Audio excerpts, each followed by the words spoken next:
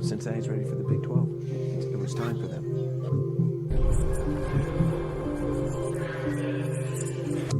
I am fired up. It's a blessing to be able to be in this league with y'all, putting on for UC. Cincinnati, a basketball school. And there he goes. Touchdown, Bearcats! Raquama again, another slam inside. Ladies and gentlemen, welcome back to the GoBeercats podcast, part of the Catskeller Social Club. I am your host, Brandon, and if you're watching us on YouTube here, you can see right from the jump, we have Tyler and Adam from the Mainline podcast here representing the Oklahoma Sooners for us. See if we can't get some insights in what to expect this Saturday for Big Noon Kickoff. Gentlemen, welcome into the show. Yeah, hey, Brandon, thanks for having us. Excited to be on here. We've been looking forward to this game for quite some time. Obviously, Cincinnati's inaugural season in the Big 12 and kind of getting baptized by fire. Week one in the Big 12, you get a chance to welcome in the Oklahoma Sooners to Nippert Stadium in Cincinnati. Fox Big Noon Kickoff, Joel Klatt, Gus Johnson. I mean, what more could you ask for if you're a Bearcat fan? Yeah, I'll talk about a big spotlight, right? Like Cincinnati, welcome to the conference. I think this is pretty awesome. It's too bad that we won't get to see too many more of these matchups because I think we should have done this or the Big 12 conference really should have done this like a decade ago and added Cincinnati, and who knows what that rivalry could have been. So, but I'm glad we get to see it at least one year and at least get to see it in Cincinnati, which will be pretty cool. Absolutely. For sure. I think we did College Game Day right here 2 years ago when they came for the first time. I think they were not expecting the large crowd that they got. So hopefully we can show up and show out like we did for College Game Day here. Mm-hmm. So I'm excited. I know Cincinnati itself is excited. We would be more excited had we held up our bargain of being undefeated going into this game. But we can hit on that as much or as little as you guys would like because I've not fully grasped that that actually happened. So we can get into that, and that's kind of the perfect segue here, gentlemen, because in the GoBeercats podcast we do drink beer on the show. I was telling Tyler before you hopped in here, Adam, it is time for a beer, which now it's going to be very interesting because I got a little announcement here. So it is time for beers brought to you by the Delhi Liquor Store, our first official sponsor of the show. And they have you covered for anything that you might need for the tailgate. Oklahoma fans or Cincinnati fans alike going to be in Clifton this weekend. The beer, booze, wine, cigars for a tailgate. They got it all. And as I promised and foreshadowed on Twitter today, my beer of the podcast is this water. It's nice grape Propel water. I'll join you on that one. I got it at the liquor store. And I'm announcing that I am officially going on a beer strike, gentlemen. You've heard of a hunger strike, people refusing to eat, to protest whatever causes they've taken up. I am going on a beer strike, a booze strike overall. I just like the name of a beer strike better. I'm not drinking another beer or alcohol until the Bearcats win another football game. That is how shook I am after this loss to Miami of Ohio this past weekend. So I'll be sipping on this throughout the interview, and I'm looking to learn more about the Oklahoma Sooners coming to town here. I love it. Well, I hope you go at least one more week for OU fans' sake on the beer strike. I love it. Yeah, we'll see what happens here. See, Brandon, the crazy thing is I'm actually more worried now for this game that you guys lost to Miami of Ohio. Just typically, you guys coming off of a loss. I mean, the preparation kind of ramps up a little bit more. The focus is dialed up. Obviously, when you've got Oklahoma coming to town, Oklahoma fans, it kind of feels like for the majority of them, they're pretty confident going into this upcoming game because of the loss to Miami of Ohio. But I feel like once you really dive into the tape, you watch, a little bit of Cincinnati over the course of the first 3 weeks. Not many people knew what to expect from the Scott Satterfield team in year one. Obviously, you put up 66 against Eastern Kentucky, looking and, doing so in impressive fashion. Emory Jones, lighting it up on offense. Then, even though Cincinnati is coming off of a loss where, again, I'm going to call it a look ahead because you guys are a much better team than what you showed on Saturday night. It was a look ahead type spot, and I fully expect that Oklahoma is going to get Cincinnati's best punch when OU rolls into Cincinnati on Saturday morning. I certainly hope so. That's certainly wishing for the best here. I hope it is not a Tulsa situation like you guys dismantled them last week, 66 to. Did they get the double digits? I don't know. It was 17. pretty brutal. 17. Okay. Yeah. Okay. Yeah. So I think the spread opened up at 13.5. I think that's what I saw on Twitter. So we will see. I'm not nearly as confident, or not even confident really, but certainly a lot of question marks.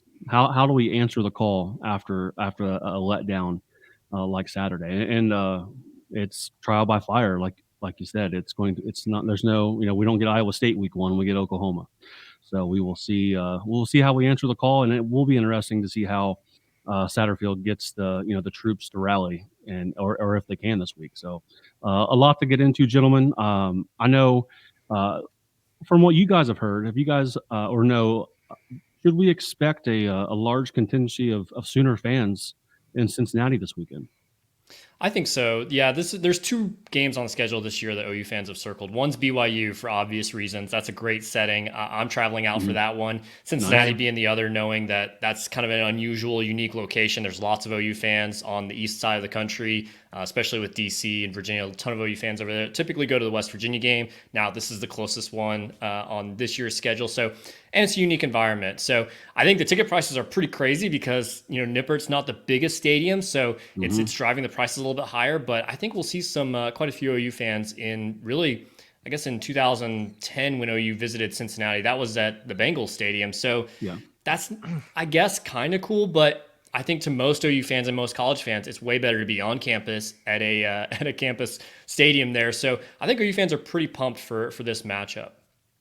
Yeah, I mean, unfortunately, Adam and I are not going to be in attendance. We made the decision we were going to go to BYU between those 2 options, but I do have some family that are going to be flying out to Cincinnati on Thursday afternoon. They're going to be in attendance for this game as well. They're really looking forward to it. We're going to have to kind of pick your brain as we get a little bit closer to the end of this, Brandon. Maybe a good place to eat where Oklahoma fans that are going to be attending this game on Saturday, maybe some of the good hangout spots before and after the fact. But yeah, this is a really good matchup for Oklahoma. I know that, coming off of a 6-7 year where there was a lot of high expectations, Brent Venables coming back, defense has kind of been something that has plagued Oklahoma for the better part of the last 10 years. We probably have at least 1, maybe 2 more national titles if we could have, fielded even a, above average defense. But that's something that Oklahoma fans have been, begging for. And we thought that we got that a year ago from Brent Venables. We thought it was going to be an instantaneous fix. And, Oklahoma went to Nebraska in week 3 last year, beat the Cornhuskers by 5 touchdowns. We thought this team was, elite. We were talking college football playoff. And then reality kind of hits you in the face, and you lose 3 in a row and 6 of your last 9. So kind of forced Oklahoma, this coaching staff, to go back to the drawing boards. We've seen a tremendous turnover from this roster. Competitive depth has been something that Brent Venables, that's kind of been the key word for the last 7 or 8 months, Oklahoma transforming this roster. And again, it's going to be a really good test on Saturday for Oklahoma. I think that there's some things that Cincinnati does really well that could give Oklahoma fits if they're not prepared and don't execute properly. But then I also think that there are some things that Oklahoma can take advantage of as well after watching the first 2 to 3 weeks of Cincinnati. And we can kind of touch on that as we do a little bit deeper dive into it. Yeah, absolutely. Well, starting off 3-0 for you guys this year, and like you mentioned, coming off that less than ideal season for you, first year under Venables. What have you guys seen that's making you guys feel better about the team or confident this season as compared to last? I'd say defensively, last year against non-conference slate, still saw good performances. And so I think everyone's a little bit cautious, but if you look at some of the stats there and seeing some of the advanced things like fewer missed tackles, more guys playing at a extremely high level is super encouraging. Like the second leading tackler for OU right now is the backup linebacker, a second-year player in Kip Lewis, who I think, maybe he could be starting by the end of the year, but he's getting tons of playing time right now. And he's just one example of, those young guys are coming in and they're holding on to what the first string defense is able to accomplish. They're not letting up too much. And like Tyler mentioned, competitive depth is kind of the buzzword that OU fans, or I guess two buzzwords really, that OU fans have heard a lot. And we're really starting to see that, second string guys, third string guys contributing. It's not just one guy at one position. We're seeing that across the board on a lot of levels defensively. Well, and I think you hit the nail on the head, Adam. And Brandon, you're going to see on Saturday, Oklahoma's probably going to trot out 4 to 5 true freshmen that are going to play meaningful snaps over the course of 4 quarters. And that's something that Brent Venables has really done a good job of.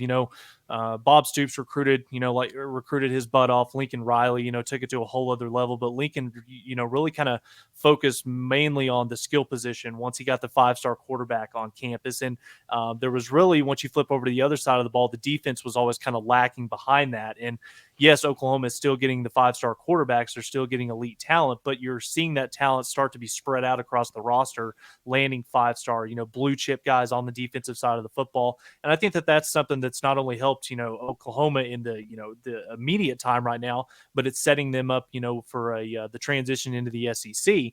But yeah, I think it's going to be a good matchup on Saturday. I'm very curious to see what Oklahoma is going to be able to do offensively, and particularly with the offensive line.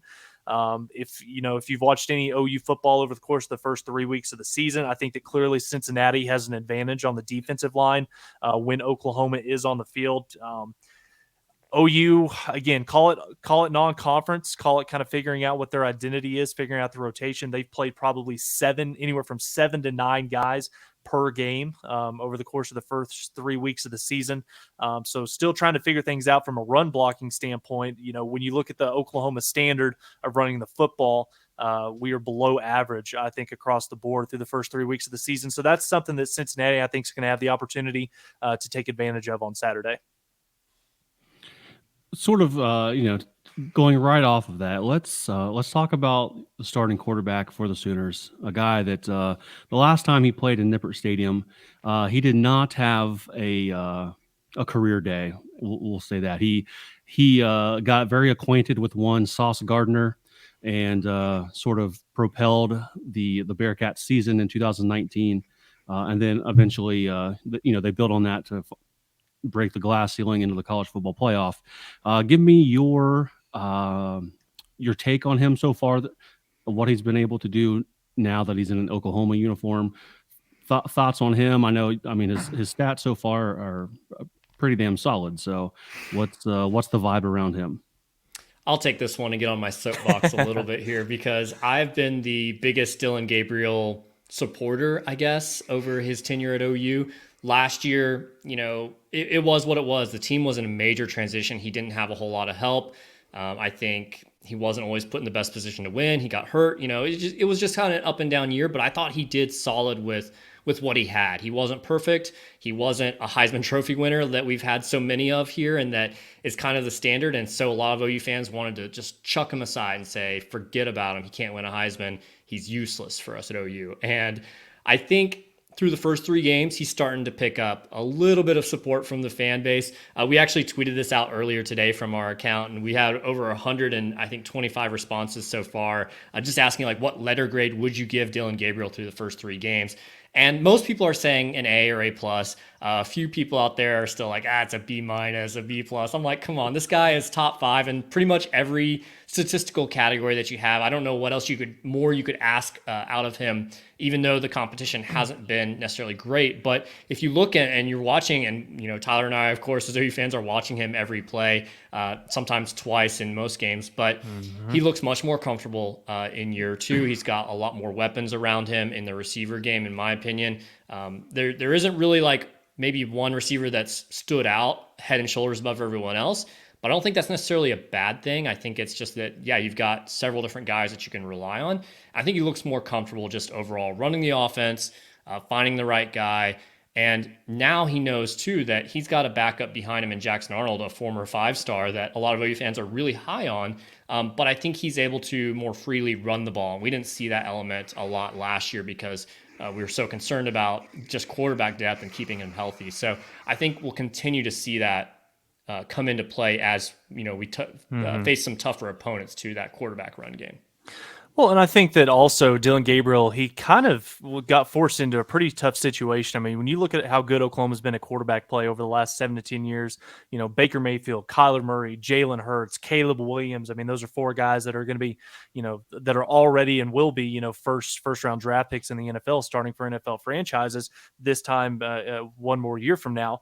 But he comes into Oklahoma, and the amount of pressure that's put on you when you play quarterback at the University of Oklahoma, I mean, it carries a lot of weight. I mean, arguably, Oklahoma does have the Oklahoma City Thunder, the NBA team, but if you're the starting quarterback at Oklahoma, you're arguably a top 3-4 most popular person in the entire state. And there's a lot of weight that comes with that. Adam mentioned the lack of depth a year ago. We knew how bad the rest of the quarterback room was after Dillon going into the upcoming season. If anybody followed Oklahoma a year ago, they know that once Dillon Gabriel did get hurt going into that Texas game, Oklahoma ran the Wildcat, I think 80% of the time, didn't even have a quarterback out there on the field. So here he is 1 year later. He had the 5-star Jackson Arnold, true freshman, that we've seen play sparingly over the first 3 weeks of the season. I think him coming on campus has forced Dillon, to really up his game that much more, knowing that he's got such a highly talented guy behind him.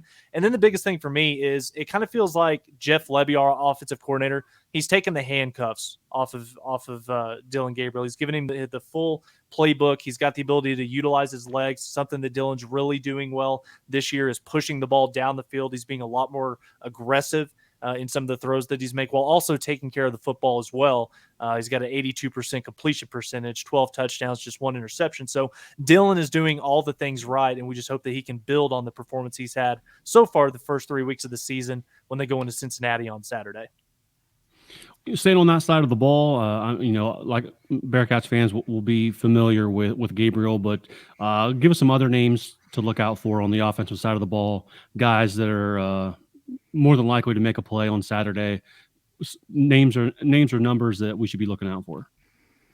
I'd start with Andrew Anthony, number 5. He's been Dillon Gabriel's first deep threat option in pretty much every game. He's a real burner. He's a transfer out of Michigan that really just didn't fit in that Michigan offense. And I think through 3 games already, he's probably pretty close to what he totaled last year at Michigan. So he's clearly taken a big leap forward. He just fits much better in this offense. And he's a guy that Gabriel's going to go deep to. He's going to have some intermediate throws as well, but primarily he's going to stretch the field. And he's been very effective at doing that so far.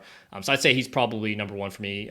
He wears number 5 on the field, though. But Andrew Anthony's probably the guy that I think Bearcat fans are really going to, if they don't know it, I think they'll see that name, if for nothing else, for the amount of targets he'll get.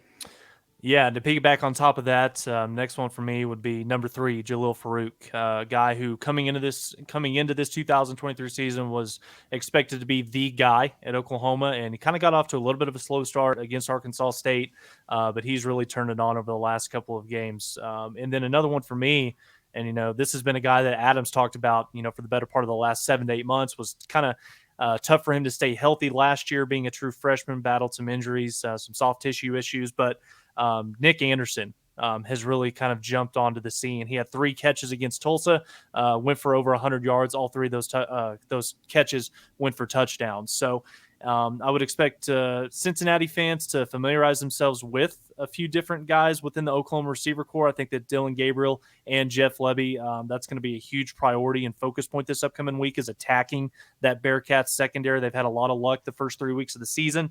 And you go back and you watch some of the tape. Eastern Kentucky had just not too much success. Pittsburgh kind of ramped it up a little bit. Miami of Ohio had some good success attacking that secondary. And Oklahoma's got a little bit different caliber of athlete that's going to be taking the field on Saturday. So expect Dillon Gabriel to take some chances down the field as well, looking out for Farouk, Anderson, and Andrell Anthony. And truthfully, that may be OU's best chance to move in the ball on Saturday, because running the ball has been a real struggle for the Sooners team. We've seen a lot of different running backs, and no one's really stood out so far, even though we thought we had some star potential based on last year. But it's just been a heavy rotation. The offensive line has been okay, but not great. So the running backs aren't really getting much on the ground. And with the interior defensive line that OU's going to face in the Bearcats, I just wonder, is OU maybe going to potentially abandon some of that aspect and just say, hey, let's win this game through the air potentially. Because watching the Miami game a week ago, it's like, well, it kind of worked for them. So like it took about 3 seconds into the game for it to work for them, taking it 79 yards to the house off the first play. It literally took 3 seconds for it to work. Yes. Yeah. So it's like, man, like might as well just stick with what works. It's like they almost didn't try to run the ball very heavily against Tulsa. Only 12 attempts in the first half for running back. So it's like, man, that just doesn't seem like a focus. Well, and I also think too, the first thing that, me especially, that I noticed when I turned on the Cincinnati tape, it was the defensive line, the defensive front that the Bearcats were out there. Dante Corleone, Jawan Briggs, Eric Phillips, 2, maybe even 3 of those guys are going to be playing on Sundays this time of year, this time next year. So yeah, it is going to be interesting to see. Oklahoma, like you said, Adam, has done a much, much better job in pass protection compared to run blocking. So we'll see if Oklahoma can, use this week of practice to make a little bit of progress. Hopefully they can run the ball. I will say this, if Oklahoma can find their running game on Saturday, I mean, I don't want to say it's game over, but because Dylan Gabriel has been so efficient throwing the football, been so explosive with the playmakers out on the perimeter, that's just going to do, nothing but good things for Oklahoma. But I do want to go ahead. Just to chime in there. We made Blaine Gabbert, the quarterback for Miami this past week, we made him look like Michael Vick. So if Gabriel can, I know he's athletic, he can tuck it and run. If that is part of the game plan, if the run game isn't working, it's running back game.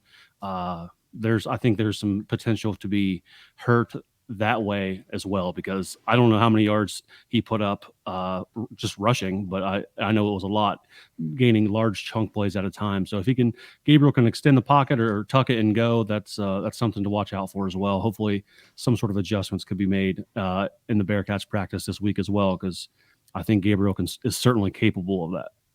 Yeah. Just watching the film, I think Gabriel's probably similar or better, speed-wise than Gabbert was. We just haven't seen much of it because he hasn't had to. He's found the passing lanes where he wants to go with the ball, so he really hasn't had to tuck it and run yet. I think he will be forced to do that against a good Cincinnati team. But I think he has some speed and some abilities on the ground for sure.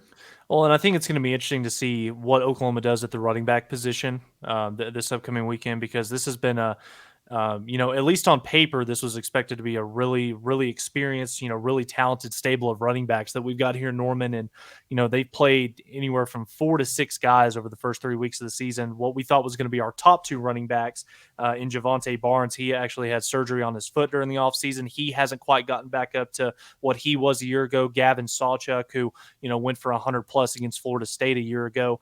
He's been nursing a little bit of a pulled muscle. He hasn't practiced much over the last 4 to 5 weeks. But, I think that it is going to be very interesting, especially with – I think that the heart of this Cincinnati team, it runs through that defensive line. And one of the things that Oklahoma is going to have to do to try to neutralize that is the quick game, is, taking some shots down the field with Dylan Gabriel and this Oklahoma receiving core. But we'll see how well this Oklahoma offensive line holds up, because I looked at the stats a little bit earlier. Cincinnati's ranked second in the Big 12 in sacks right now through the first 3 weeks of the season with 10. So that's absolutely no small feat in itself. So it's going to be a good matchup on Saturday. I'm excited to watch those 2 units go at it.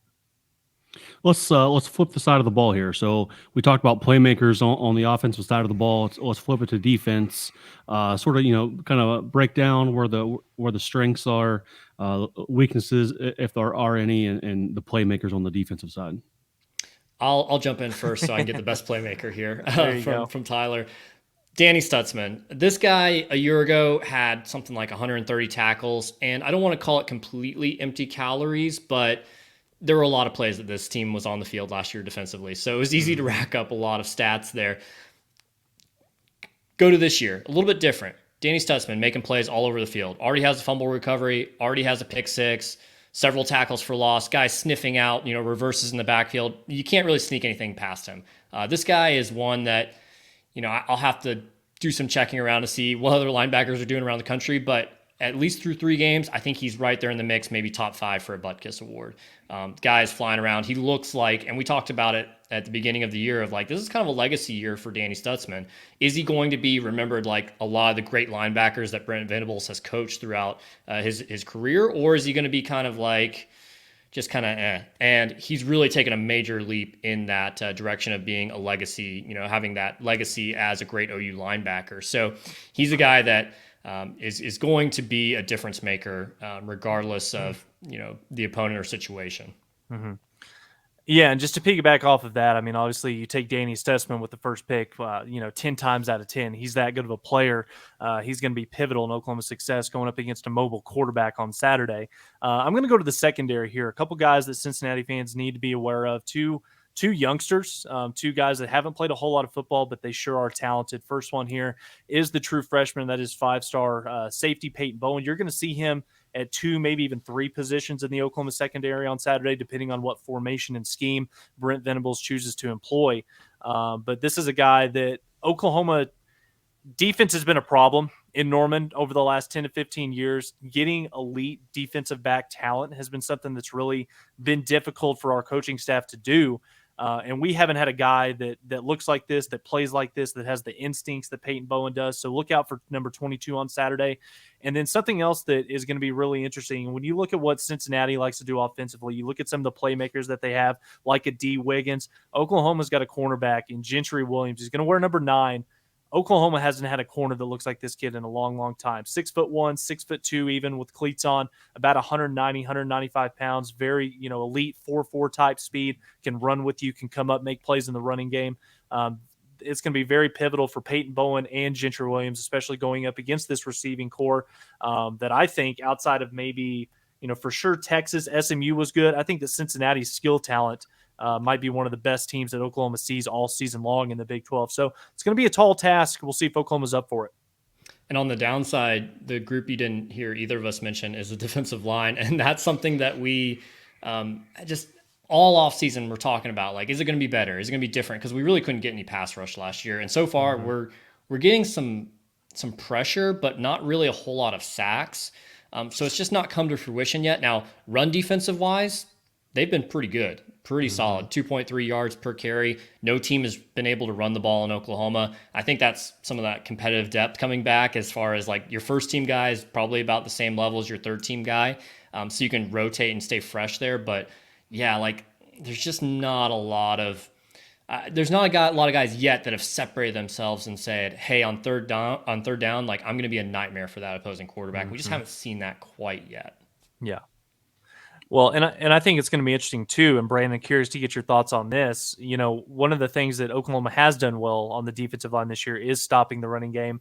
Running the football has been absolutely no problem for Cincinnati whatsoever. Looking earlier, you guys are averaging around 240 yards a game on the ground, 5 yards per carry. What Corey Kiner and the Montgomery boys are doing, you guys are running the rock with not much resistance from the opposition. So if you're Cincinnati, Brandon, going into this upcoming weekend, what's your game plan?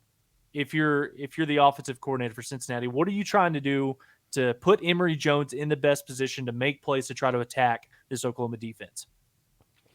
I think sort of the brand that Satterfield has brought into Cincinnati from Louisville, I think he did this there as well, is balance. I mean, if you look at yards passing, yards rushing, we're 286 through the air per game and 240 on the ground. So if that's not balanced, that's what you want. Close.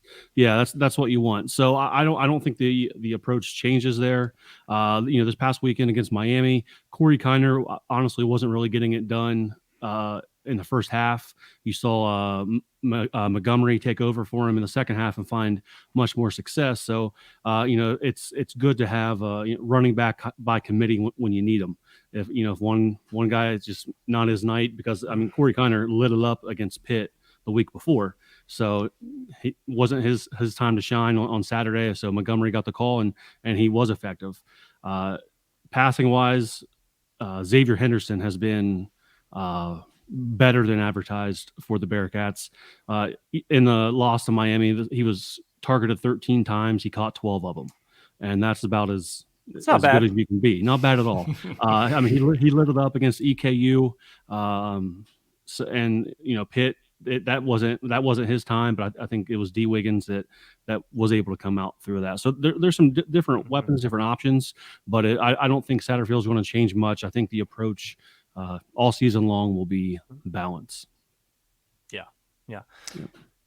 I will say, like, Corey Kiner, a guy that I picked up on my fantasy team, let me down this week when he wasn't the hot hand and Montgomery was. And watching some of the tape there, I think Montgomery's the guy that, as an OU fan, I probably don't want to see. I think I'd rather face Kiner. I just think he fits better with what OU's defense is able to do, because Montgomery has a little bit more big play potential from what I've seen so far.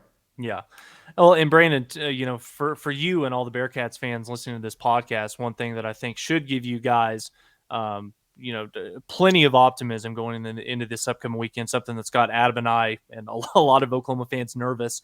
A mobile quarterback has been the kryptonite for Oklahoma's defense for the better part of the last 20 years. And you look at what Emory Jones likes to do. Yes, he's really good with his arm, pushing the ball down the field. Accuracy issues, maybe a little bit. We saw it kind of more so at Florida than we do right now at Cincinnati. It feels like he's come a long way. But what he was able to do, not just with his arm, but you look at Miami of Ohio, 100 plus rushing yards and 1 touchdown. He's very dynamic once he gets outside of the pocket. That's something that's really hurt Oklahoma's defenses, is the lack of being able to contain a mobile quarterback. I think is something that really gives you guys an advantage. If I'm a Cincinnati fan trying to, project what this game could potentially look at. So if I'm Oklahoma's defense on Saturday, if I can figure out a way to stop the run and I can contain and force Emory Jones to beat me from the pocket, then I think that's a blueprint to success for Oklahoma in terms of them trying to get out of Cincy with a win on Saturday.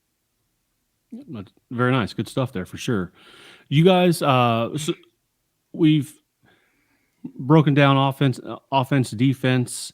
How about special teams? Strength, weakness, confident in your kicker. What's the vibe there? Man, Adam? He just hasn't been tested yet this year, Zach Schmidt. He was the guy last year that started off pretty good, and then we started playing all those one-possession games, and I think he had a missed field goal against Texas Tech and West Virginia that potentially could have won both of those games. It wasn't like end-of-the-game situation necessarily, I think, in either of those, but it's just like untested so far from that kicking perspective. I think Josh Plaster's been nice as a punter so far, better than expected, but we really haven't had to punt so much.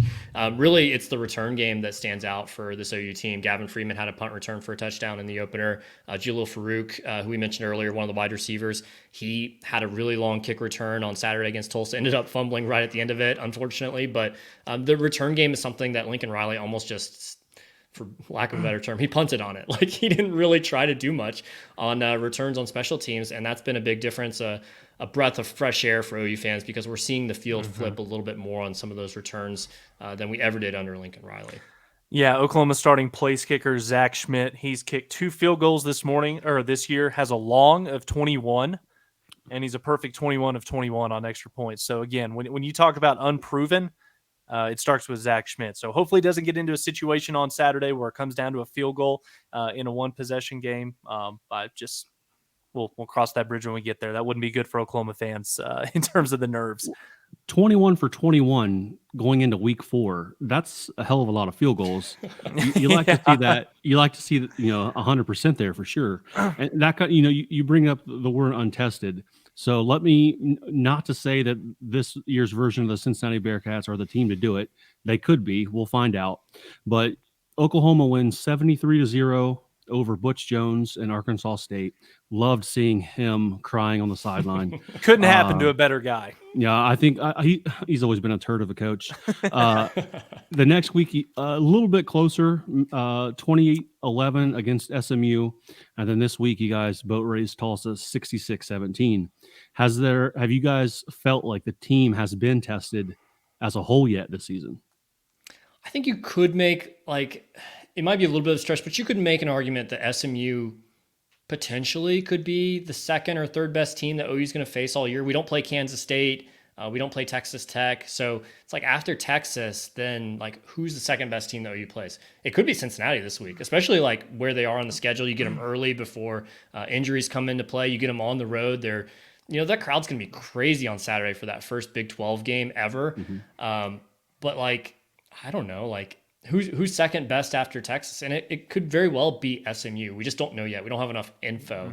Mm-hmm. So I feel like that was a solid test. We know they have players. They have tons of transfers from the Power 5 level, guys that OU recruited as well. So It's yet to be seen, but I think that SMU game was at least a decent test, at least to the point that we saw this team overcome some adversity, which we really didn't see at all last year. And so it's good to see that against SMU at minimum.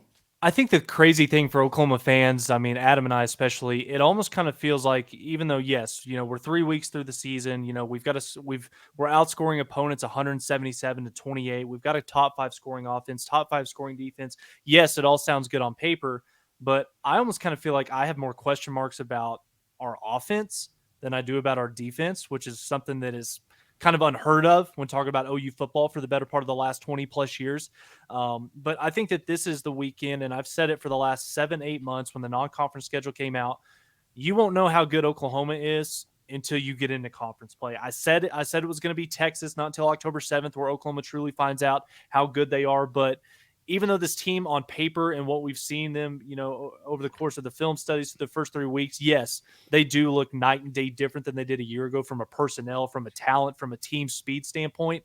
But I think that this is the week that you really find out if Oklahoma has kind of taken that next step. You're going into what's going to be a hostile environment. I know that Tulsa was a road game, but it was just, a short hour-and-a-half drive down the turnpike.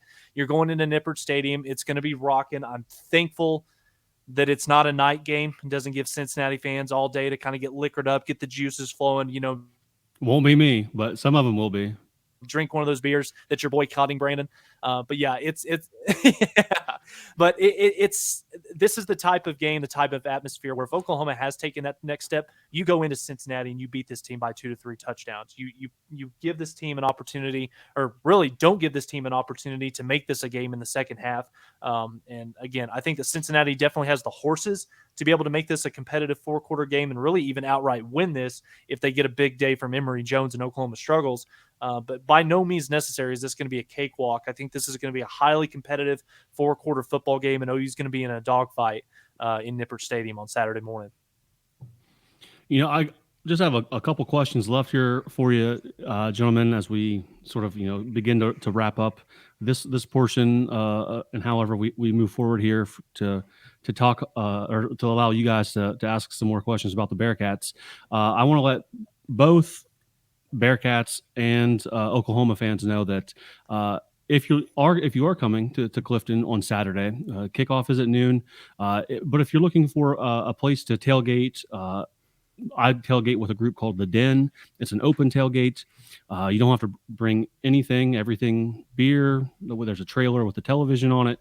Everything is there for you. You just show up. So if there's any Oklahoma, more than a fair share of opposing fans come in and tailgate with us. So all are welcome at The Den. You can go to thedenuc.com to look up more info on that.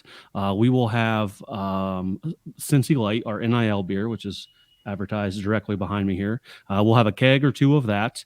We will have breakfast bowls from this place called Cedar in Covington, Kentucky. We have a DJ, Mike Wazowski, who makes it a dance party, or with the vibes, or he keeps the vibes immaculate. And it's it's $5 for a game day pass. So all that info is on thedenuc.com. So Bearcats fans, show up, because Fox will be there for Big Noon Kickoff. And if Oklahoma fans need a home base for the game, The Den is it for you guys. So I wanted to make sure I threw that out there while we still have you guys. Putting tailgating to shame right there. I was just about to say, I don't know what the outcome is going to be on Saturday, how competitive it's going to be, but you guys are definitely kicking our ass in the tailgating game. That's for sure. Oklahoma is way behind the 8 ball on that one. So again, appreciate that, Brandon. I know the Oklahoma fans, they do travel extremely well, especially with this being, kind of a one-off. This is Oklahoma's probably last chance for a long, long time to make it up to Cincinnati, see a game at Nippert. So I would expect the OU faithful to travel well. You're going to see a lot of crimson and cream this upcoming weekend around campus. Very nice. So here's a sort of a fun question here for you. With all of the great names that are in college football, can you give me the best name on your guys' roster? General Booty. Yeah. Oh, of course. That's called a layup, gentlemen. Yes, that was. I saw some interesting NIL deals with him as well. So make that money while you can. Absolutely. It probably won't ever see the field at Oklahoma, but he's making quite a bit of money in the NIL space off of a name like that for sure. All the T-shirts that say "I heart booty" and stuff like that. Very, very nice. I like that a lot. All right, so last question here for you, gentlemen. Whatever magical scenario it has to be, imagine that. But which side of the ball do you trust to win the game for you guys this season? Either you need the offense to go on a drive with a go-ahead touchdown, or you need the defense to make a stop. Which side of the ball are you going with? Man, we talked about it a second ago with that SMU game, and the team, both sides of the ball, really did kind of step up in that moment. I don't know if I'm healed enough from the wounds of the previous 6 years or so of terrible, awful defense to say defense yet. I think by the end of the season, I might be there. But for right now, I still have to say offense. I have to see the defense prove it on a bigger stage. So I'm going to go offense on this one.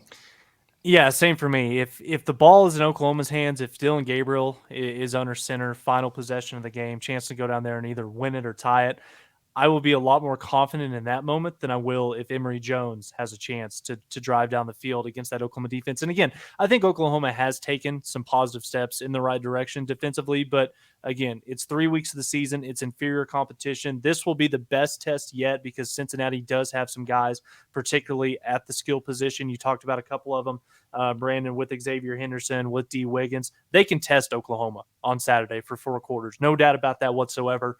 I think I will say this, though. I think it's more about what Oklahoma does and how well they can execute on Saturday, because if Oklahoma comes out there and you see the Dylan Gabriel with the game plan that we saw against Tulsa and against Arkansas State, where it's a lot more aggressive. You're taking chances. You've got your foot on the gas, and it's much rather that instead of the SMU where – you've got 3 receivers on Saturday that, went over 100 yards, and we only had 2 or 3 targets to those 3 guys in the offensive struggle that was against SMU. So if Oklahoma can execute on Saturday, I don't want it to sound overconfident or cocky, but to me, I think it just says more about what Oklahoma is offensively.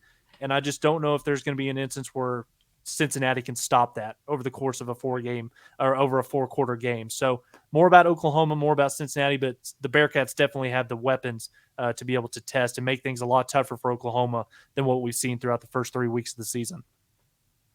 It's good stuff, gentlemen. That's I certainly appreciate your time giving this preview. Really, the only preview we will be able to do for Oklahoma as it comes for football season.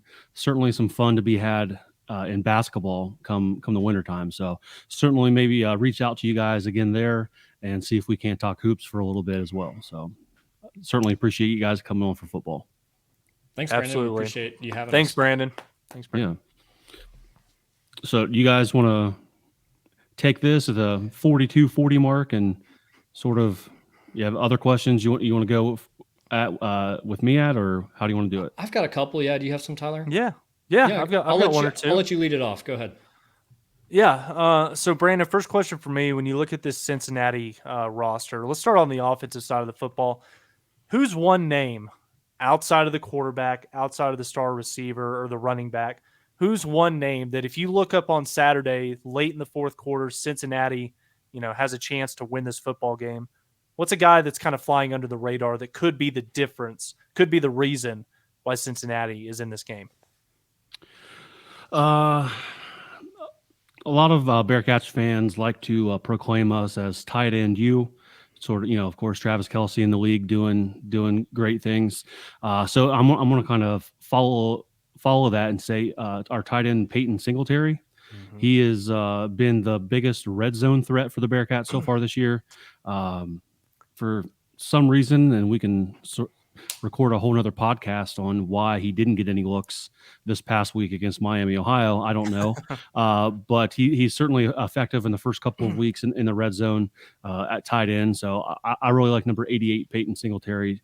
And to harp on this last week, our loss to Miami, Ohio again, we made 7 trips to the red zone.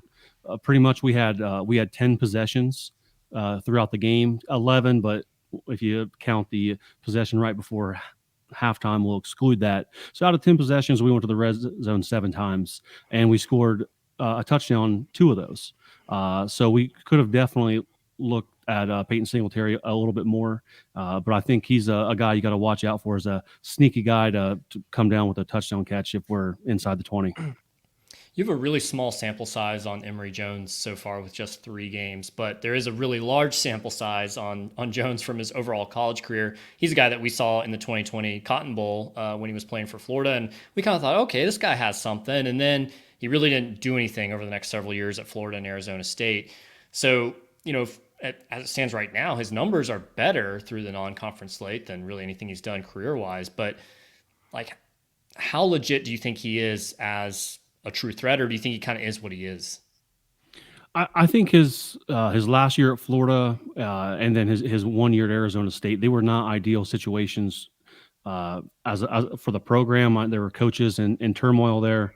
Coach, was it Hubie Brown or no? Coach, whoever the coach was at Arizona State, he got fired, and then with Satterfield. His system really relies on a mobile quarterback like Emory Jones. So he went out and got Jones to sign here, who took over the starting spot for Ben Bryant, who was here, what started all for us last year, and then now the starting quarterback at Northwestern. So Satterfield went and got this guy. He thought that he fit his system, and I think so far he has.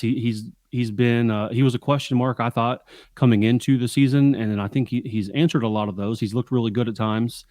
This past Saturday, I would say some of his decision making, especially in the red zone, was highly questionable and could have been way better. And that's sort of a red flag, I think, for a guy who has played as much college football as he has.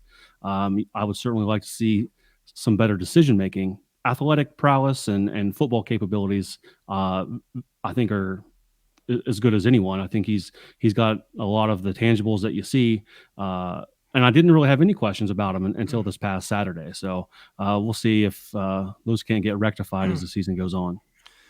Yeah, Brandon, last one for me. Let's flip it over to the other side of the football. When Cincinnati's on defense, defensive coordinator Brian Brown, if you're trying to put a game plan together to slow down this Oklahoma offensive attack, yes, we know about Corleone. We know about, how good of a front seven you guys have. But what do you think schematic-wise? What do you try to do if you're Cincinnati to put yourself in a position where you can keep Oklahoma's offense at bay, whether it's, extending drives on offense, trying to play the play away or the keep away game from Oklahoma? What do you try to do if you're Cincinnati to slow down OU?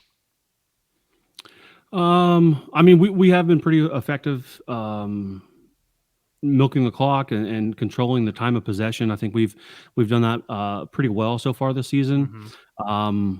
I'm not letting our safety or Justin Harris guard your best wideout. I know that he's certainly been suspect throughout the past 2 weeks against Pitt. I think he had 3 pass interferences. He had 4 pass breakups as well. So sort of a roller coaster game for him there. But then the first play against Miami, Ohio, he gets cooked for a 79-yard touchdown. So I'm making sure that he's not on an island. So Dylan Gabriel comes out with 500 passing yards this game because that seemed to be what Miami's plan was, to sort of attack Harris as much as possible. So I'm certainly trying to make sure that doesn't happen this week. I'm curious about, I know it's coming off a loss, so I'm sure fans are a little bit down on Scott Satterfield. From an outsider perspective, when I saw that hire, I was kind of scratching my head a little bit. I was like, that's an odd one. Like, Louisville fans didn't really like him all that much by the time he left town, and he didn't really raise that program ceiling too much. I thought, well, Cincinnati, they won 9 games last year. Like, they're no slouch. They're raising their profile. They're coming to the Big 12. I thought, man, they could have done probably a little bit better. What's the mood on the fan base through his first 3 games? This is a challenging question coming off of the Miami, Ohio loss, right? We had not lost to them since George W. Bush was president. Since I was a sophomore in high school, we had not lost to them. So the fan base is they got their pitchforks in hand. They're not marching down to Nippert yet, but they have located them since we put them away since Tommy Tuberville was here. They have definitely started to sharpen the ends of them again. But as far as him being a questionable hire, there were plenty of people, myself included, that wanted no part of Mr. Ohio State Luke Fickell coming down and taking over our program. Right, he had the Ohio State's only losing season in the past, I don't know, like 40 years or something when he took over as coach there, and there were plenty of people who doubted him. It was now he comes here, takes the program to new heights, college football playoff, and everything, and then you have Satterfield, and it's a wait and see game, and vibes were high after the Pitt win, and they quickly came right back down after the Miami loss. So. I still think it's apparently he was the second choice after Fickell when we hired Luke Fickell. So he was right there in the finals. Who are we going to pick? Is it going to be Satterfield or Fickell? That round of the coaching carousel or whatever you want to call it. So I'm not going to run the man out of town yet. There's still plenty of football to be had here. Luke Fickell was 4-8 his first year here. There are plenty of, it's year one in the Big 12. We have 26 new guys on the roster from last year after the NFL draft and, people hitting the portal. So since the summer, we said if we can get to 6-6 in a bowl game year one, we would be happy with that. We just didn't expect to lose to Miami, Ohio on the way. Well, that kind of ties in. I've got two more questions here for you. One serious one kind of silly off the cuff. You do look at the rest of your schedule, Brandon, and obviously it starts with Oklahoma this weekend. You've got the road trip out to Provo to take on BYU. And then during the month of October, what we thought was going to be a pretty daunting stretch for the Bearcats. You've got Iowa State, Baylor, and Oklahoma State. We could do an entire episode on what is the debacle going on in Stillwater, Oklahoma right now. But then you close out the year with UCF, at Houston, at West Virginia, and Kansas. So you're sitting here 2-1. Is the expectation still 6-7 wins, or do you think that Cincinnati has all the ingredients to make this maybe an 8 or 9 win type season? They have the ingredients, sure, especially if there are teams in the Big 12 that follow their, current projections or whatever, their trajectory, I guess is the word I was looking for there. I'd still be more than happy with 6-6. I think Miami, Ohio it was basically a coin flip game, right? It was overtime. They blocked a field goal at the gun to send it to overtime. If that doesn't happen, it's a game over. I expect us to play in more of those tight games where it's coming down to a last second field goal. Maybe it comes down to the weird overtime rules in college, and it comes down to a single play. I think we're not done seeing those type of games, and hopefully the Bearcats come out on the right side of those more often than not, as we play some teams who are not necessarily living up to expectations so far. Last one for me, Brandon. I'll throw it back over to Adam. Brandon, you've got to place a bet this upcoming weekend. Which do you feel more confident in? Oklahoma minus 14.5 or Oregon minus 21.5 against Colorado?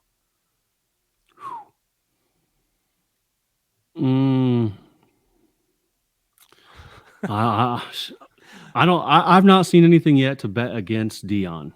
I think he's full of surprises, and I'd probably say, honestly, it would probably be more confident in the Oklahoma line right now. Wow. And that's kind of where I was going for my final question is just give us a score prediction for what you think will happen, and I guess just expectations for the game on Saturday. Honestly, I would say from what I saw last year to this year, I would say Oklahoma has improved much more rapidly than I would have thought that they would have, especially on the defensive side of the ball. I forget exactly what it was, but Oklahoma was like 120. I don't know. They were in the 100s of overall like defense. At the bottom. Yeah. So that has been great here. I would love to keep it close. I would love to see I think both teams are more than capable of scoring points. I'm going to say that the 7 road trips to the red zone and scoring 2 touchdowns was a fluke this past week. I think it'd be I don't know. We'll go 33-40. Higher scoring than I probably would go. I say after this weekend, I say Oklahoma will definitely. I would definitely, if I was going to bet, I would take that Oklahoma money line. But I think there'll be some points scored. So I don't know what the under over is, but I would certainly maybe favor the over there as well. It's a great question. Well, thanks for allowing us the opportunity to be on your podcast, Brandon, and giving us your time to let us answer some questions or ask some questions about Cincinnati as well. Do you want to give some shout outs to where listeners can find your content? Yeah. So it's the podcast is the GoBeercats podcast, and streaming anywhere you can possibly find podcasts, and on YouTube as well. Social media, all across all social media is GoBeercats, and I am a part of a larger umbrella of Cincinnati fans called the Catskeller Social Club. The Catskeller is a bar on campus, and we sort of took our name from that. It's a bar that you can actually go into during games. It's in TUC. There's some signage there if you're coming to Nippert on Saturday. So we have a Discord, the Catskeller Social Club Discord. You can find a lot of Bearcats talk there. So it's Go Beercats everywhere, and the Catskeller Social Club on Twitter and Discord as well. Awesome. Well, thanks so much, Brandon. Definitely appreciate it, gentlemen. Cool.